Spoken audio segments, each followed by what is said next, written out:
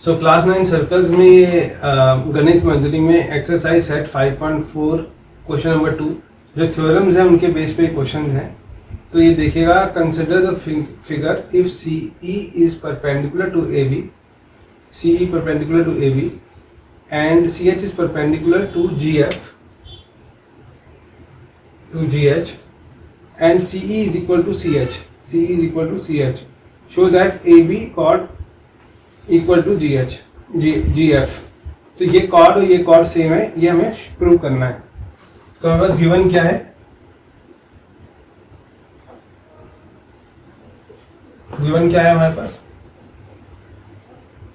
EC equal to CH, फिर CE perpendicular to AB and CH perpendicular to GH।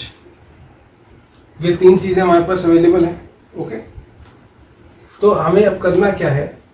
हमें basically ये देखना है कि ये क्योंकि कोई सेंटर से अगर कोई लाइन जा रही है, कोई सेंटर सर्कल के सेंटर से कोई लाइन कॉर्ड को परपेंडिकुलर हो रही है, तो वो उस कॉर्ड को बाइसेक्ट करेगी, बिल्कुल इक्वल पार्ट्स में डिवाइड करेंगे। ठीक है, ये एक रूल है।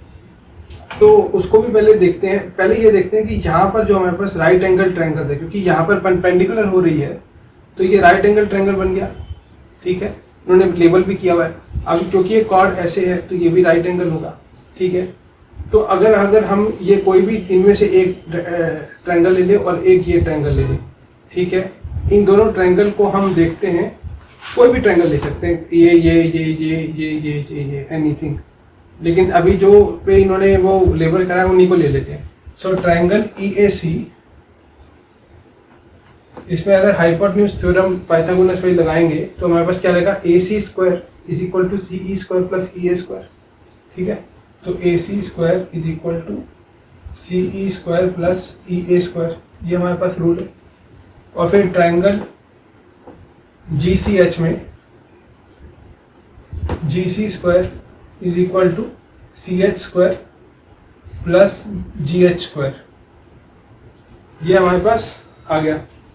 इसको फर्स्ट ले लो, ये सेकंड ले लो।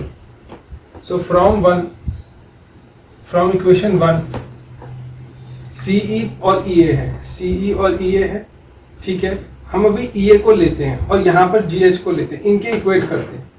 ठीक है, क्योंकि हमें ये पता है कि ये दोनों वैल्यूज सेम है।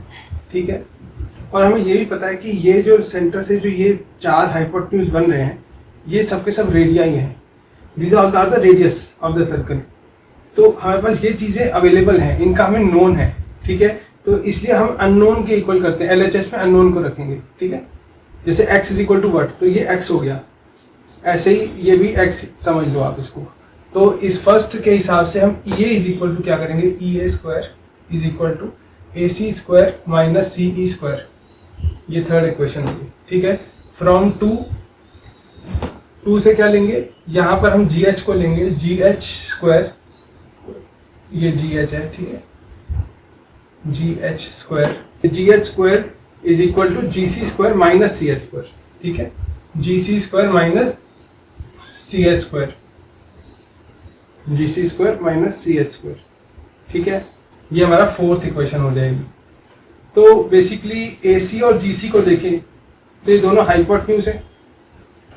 ठीक है, फ्रॉम 3 and 4 हम क्या क्या बता सकते हैं? पहली बात, AC इक्वल टू GC। ठीक है, both are radius of same circle. ठीक है ना, इसलिए दोनों वैल्यूज सेम होंगी। फिर इसके बाद हम CE और CH को देखते हैं। CE और CH ये तो गिवन ही है, CE is equal to CH given. ठीक है, तो जब ये दोनों भी इक्वल हैं और ये दोनों भी इक्वल हैं, तो जो हमारी जब ये वाली वैल्यू भी बिल्कुल सेम है और ये वाली वैल्यू भी सेम है, तो ये और ये सेम हो जाएंगे ना। ठीक है, तो hence since RHS is same for equations 3 and 4, 3 और 4 के लिए RHS सेम है, hence LHS will be same, hence EA square is equal to GH square, और इसको root of EA square is equal to root of GH square, root cut जाएगा क्योंकि square है, तो ये इसका, क्योंकि हम दोनों पे इक्वल रूट लगाएंगे तो हमें स्क्वायर से हटना था, इस वजह से हमने ये काम किया, तो hence EA is equal to CH।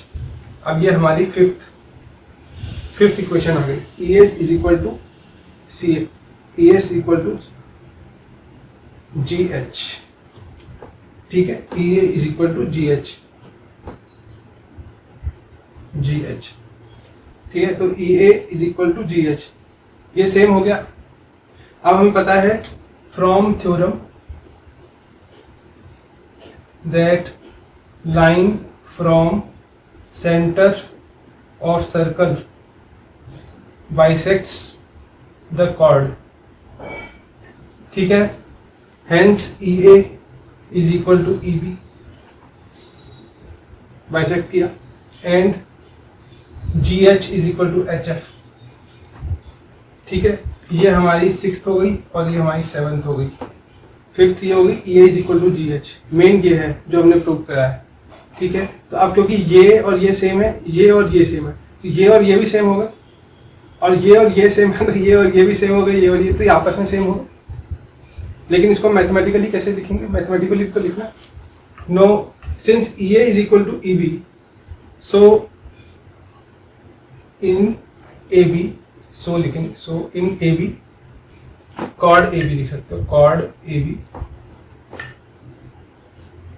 EA plus EB is equal to AB है ना, नाउ तो इसको 2EA is equal to AB लिख सकते हैं, 2EA is equal to AB, क्योंकि EA is equal to EB, ठीक है ना, फ्रॉम 6 लिख सकते हो, from 6। Similarly in GF, chord GF, इस कॉर्ड में हमने क्या देखा, GH plus HF is equal to GF, but GH is equal to HF, so 2GF is equal to 2GH is equal to GF, 2GH GF, ठीक है, from 7 हम लिख सकते हैं AB is equal to 2EA and EA is equal to from 5 EA is equal to GH, so 2EA is equal to 2GH.